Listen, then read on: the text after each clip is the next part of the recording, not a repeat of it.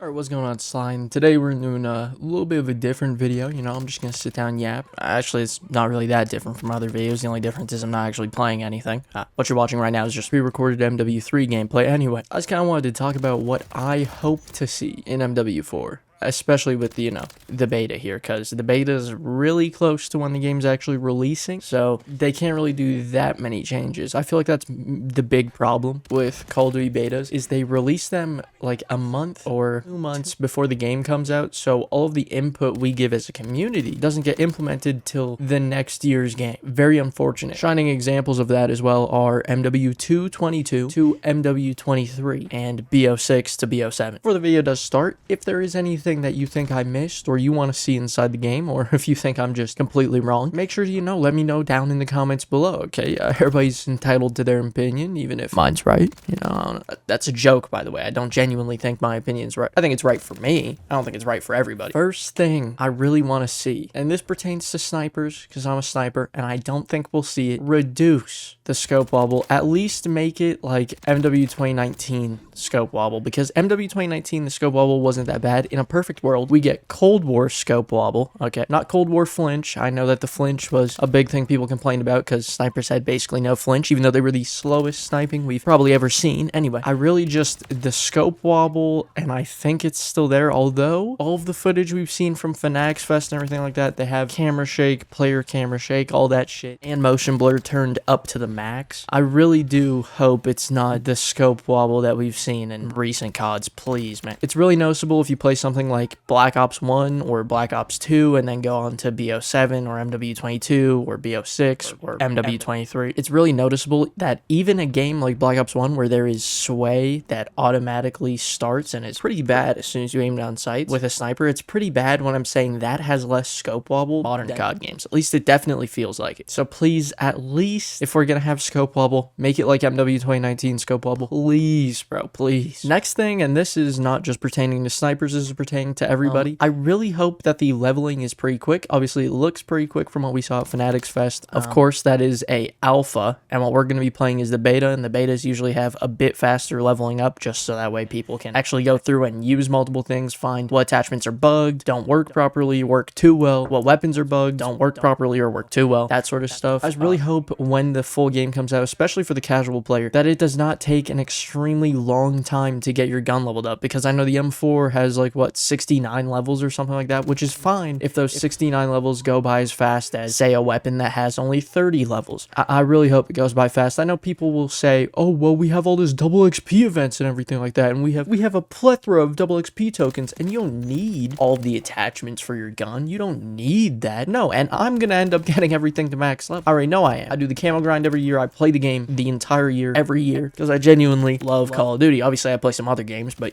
I do play Call of Duty at least 2 to 3 times a week, almost every week, okay? When the game first releases, especially, I'm playing that shit every day, okay? I mean, it's not necessarily a problem for me. I'll probably complain about it, but I'll just deal with it. But a casual player, if they want to hop over on Warzone, oh, dude, the meta weapon's the M4. We all know it's going to be in the meta. Meta weapon's the M4 and the Kar 98. Okay, my M4 is level 1. When do you unlock some good attachments so I can just put on a nice, decent build? Yeah, dude, so the meta build you unlock at level 48. How long does it take to level 48?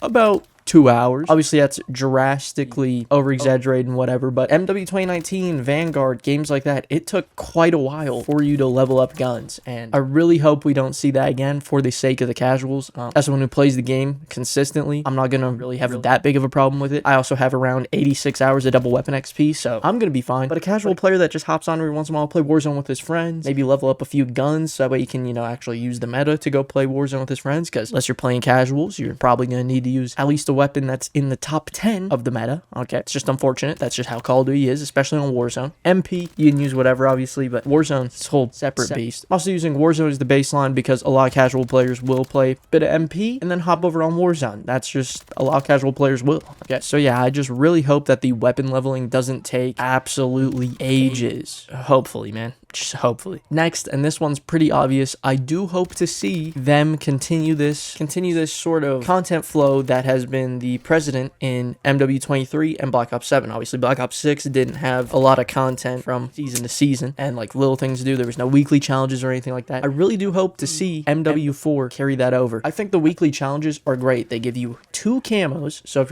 you're someone who doesn't want to play all 8 or 9 weeks of the season and you just want to play, say, 4 of the weeks, or you just play every once in a while, you don't want to do all the weekly challenges, you still get a camo after doing 4 to 5 weeks of challenges. Or you want to get both camos, you do all 8 or 9 weeks and you end up getting those camos. Along the way, you also get conversion kits. I know we're getting Apex attachments instead of conversion kits, so maybe add like a weapon through it and then several different attachments, which is something that MW23 did quite a bit. They would just add attachments, not conversion kits, just attachments. You could also even add other Apex attachments that you unlock only through weekly challenges. Just please have the content flow that we've had with BO7, MW23. That's what kept me on those games. Even though obviously BO7, not in the greatest spot right now, not the most loved game, I think they've been doing a great job, and I would beg to differ if anyone ever said, oh, well, they didn't do enough content over in BO7. They're doing plenty of content with the weekly challenges to seasonal updates, all that stuff, you know. They're doing great for that. And MW23 did an even better job. It felt like it was a fresh game every week. It was fantastic. Next, I do hope, and this is coming from someone who loves movement. I love being speedy, running around the map, you know, all of that stuff. And I also love older COD where it's a bit more methodical. You're playing a little bit slower, you know. I've been playing a shit ton of BO1. That game is full of everybody running ghosts. You pop a UAV and you can't see nobody. You have to pop a Blackbird in order to see one person on the map, bro, because everybody's running ghosts. And on top of that, more people just camp in general on that game. Okay, it's a pretty slow-paced game, and that is my favorite Call of Duty of all time. Okay, so I'm someone who loves both. I love the fast, cracked-out movement we have in BO7 and started in MW 2019. I don't mind slide canceling and everything like that. Although I do know a lot of people really don't like that, especially a lot of casual players. They get their camera broken by someone slide canceling 3 times in a row, they hop off the game. And Call of Duty's at its best when those casual players stay on the game, continue playing, and, you know, help the game thrive, build community, stuff like that. So I really do hope that maybe they just tone back the like sliding, not like MW22 where the movement was slow, sluggish, and felt like shit, okay, and you couldn't slide cancel or anything like that. I think maybe just make it so the slide isn't going as far. So you can still slide cancel, but the slide doesn't go as far. As where right now it looks like the slide still goes pretty far, pretty close to the distance you can get in BO7. From what we've seen, obviously, I haven't touched the game, okay, very obviously. I did not go to Fanatics Fest. I did not go to EWC to play the game. Obviously, I wasn't invited to no alpha test or anything like that. So this is all stuff I'm saying without playing the game, okay? Some of this stuff could come true and could be true once I actually get hands-on with the game, okay? But I just really think that the movement needs to be more of something that you have to be really skilled at to abuse, okay? As opposed to something where you can just hop on BO7, and if you've played MW 2019 a decent amount and you play the game a bit more than an average casual player, you can just break the camera of any casual player, you know, with the movement. It's a little too cracked out, and it does make casuals go away. That doesn't mean I want MW22 movement back. That was terrible. That game was ass for movement, okay? It was there. So I just think they should tone back the movement a bit. Does that mean I have a perfect fix to it? No, I'm not a game dev. These are just things, you know, I'm hoping do get changed, and maybe I have a few ideas I give out, okay? But I really do hope the movement is toned back just a tad bit to a point where a casual can have fun on the game without even sliding maybe more than once a match. But someone who is like me and plays the game consistently, enjoys using movement tech and stuff like that, can still have a decent amount of fun without ruining it for that casual player. Another thing I want to see, I really want to see the game try and sort of separate itself from games like MW2 or MW 2019. The game right now looks a lot, and this is from alpha footage that we're seeing, obviously, and, you know, builds before the game is fully released, okay? So obviously all this stuff is subject to change. Apparently, like design and all of that stuff, like sound design and a lot of the final touches on the actual way the game looks are done closer to release, okay? So again, I could completely eat my words. I hope I do. I think the game needs to just set itself a little bit apart from the MW 2019, MW 22 look. It almost looks, right now, I'd say almost exactly like MW 2019 art-wise, okay? Now, if we look at like the golden era, COD 4, the maps were a bit more dreary, okay? They were a bit less colorful. And then MW2, the OG ones, obviously, and then